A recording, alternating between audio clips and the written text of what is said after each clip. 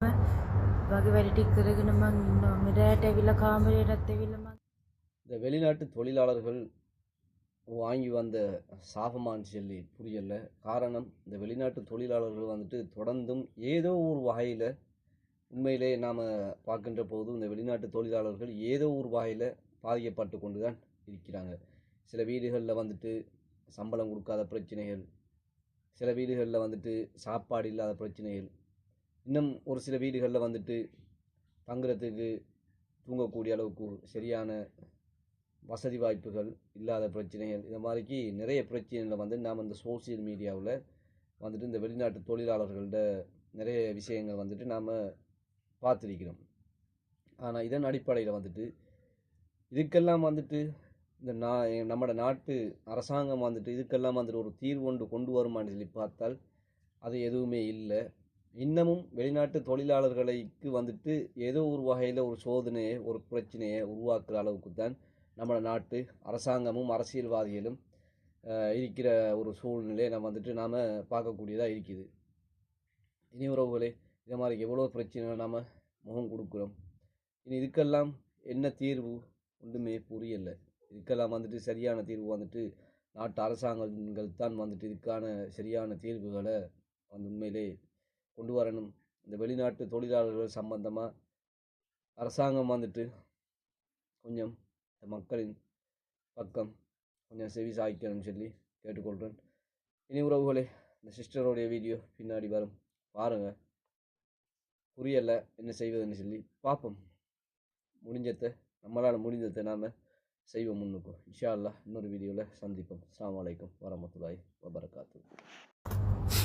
මං හලාවත මං ආපු ඒජන්සි නම ෂන්නේෂියන්. මම ගෙදරක මම කුවේට් එකේ ගෙදරක වැඩ කරනවා. මෙහි ගමේ නම මැංගාව්. මං අවුරුද්දක් වෙනවා දැන් වැඩ කරලා. අවුරුද්ද ඉවරයි මගේ. මගේ මාස 6ක මගේ පඩි තියෙනවා. මං ඉල්ලපුවම මට කියනවා හෙට දෙන්නම්, අනිද්දා දෙන්නම්, එහෙම කියලා කියනවා. ගෑණි කොයි වෙලෙත් මාත් එක්ක රණ්ඩු වෙනවා. මං සල්ලි ඉල්ලපුවම කියනවා පුදුම වදයක් තියෙන, සල්ලිම ඉල්ලනවා මේ එහෙම කියලා කියනවා.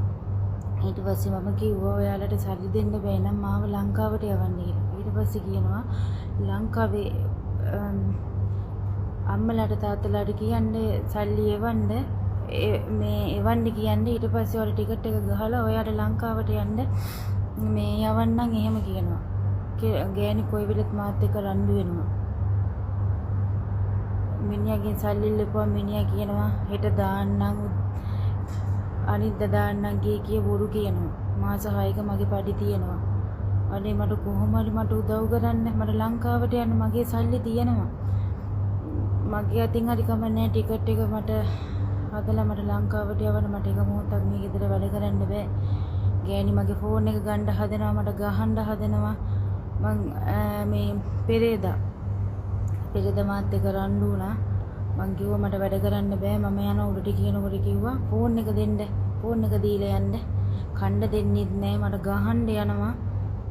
මේ මට එක මොහොතක්වත් මේ ගෙදර ඉන්න බෑ. කොයි වෙලෙත් රණ්ඩු. අනේ ප්‍රින්සිප් දෙවි මාව කොහොමද ලංකාවට යවන්න? මට තවත් මේ ඉන්න බෑ. මට මේ අද හොඳටම මට උණ.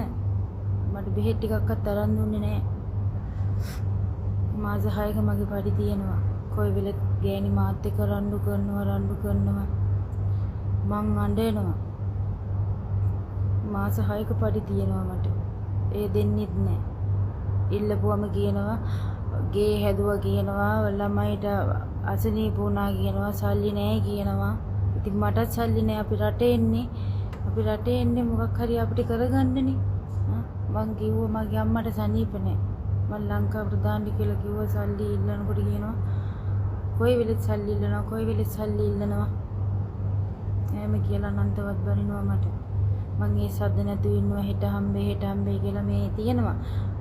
දැන් මැසේජ් තියෙනවා. මං දැන් වොයිස් තියෙනවා. මං සල්ලි ඉල්ලලා මං ඒවත් ඔයාලට දාන්නම්. අනේ පින් සිද්ධ වෙයි මාව ලංකාවට යවන්න.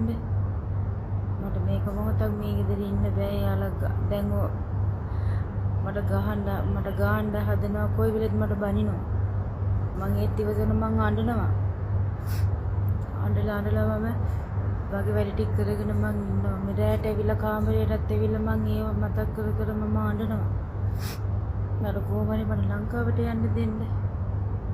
උදේ 6ට ගියොත් 11 වෙනකන් වැඩ. ඊට පස්සේ මං අහනවා මට යන්න පුළුවන්ද කියලා. ඒත් මම රැ වෙනකම් මම වැඩ. අනේ පුළුවන් නම් මට උදව් කරන්න. මට ලංකාවට යන්න. ප්ලීස් පින් සිද්ධ වෙයි.